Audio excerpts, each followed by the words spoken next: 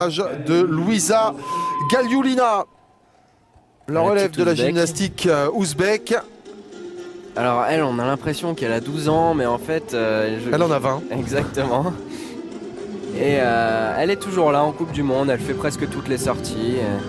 On la voit pas beaucoup dans le top 10 des classements mondiaux, mais elle est là, elle est présente partout. Ouais. Et vous savez par qui elle est coachée? Non, vous devez me dire. Elle est coachée par une gym qui continue encore de faire des exploits, Oksana Tchousovitina. Exactement, d'accord. Qui est membre de l'équipe, qui matche pour l'Allemagne, qui est d'origine ouzbek. Voilà, qui fait du pierre de coups. On parlait des pivots, de la différence des pivots dans la poutre tout à l'heure. Là, elle peut effectuer un pivot au niveau du sol avec une jambe fléchie, une jambe tendue. Et puis ça rentre dans ce même groupe d'exigences comme on parlait. La ronda de flip, double salto arrière groupé, bien maîtrisé.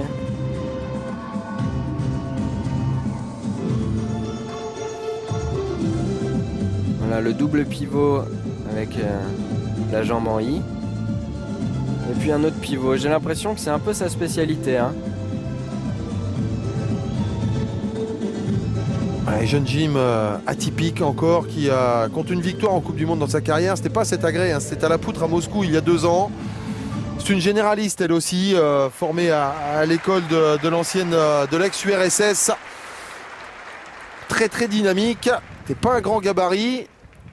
Ouais, c'est vrai qu'elle est vraiment pas très grande. Hein. Quand on la croise, on se demande. En plus, elle a un visage d'enfant un petit peu, donc non, on la croise souvent, donc on sait quand elle est là et on la connaît à force. Mais c'est vrai que c'est vrai qu'on m'a vu dans l'arrière-plan surtout.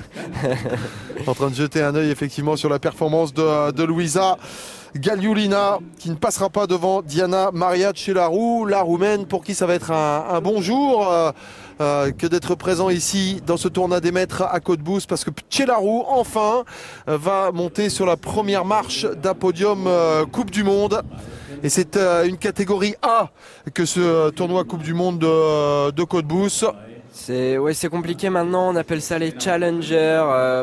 Ça a changé, le système a changé. Enfin, c'est le top. Plus trop, pas loin d'être le top. Ouais, Cottbus, de toute façon, dès qu'on voit du beau monde comme ça, c'est le top. Que ce soit une Coupe du Monde classe A ou classe B, c'est juste le cahier des charges qui change.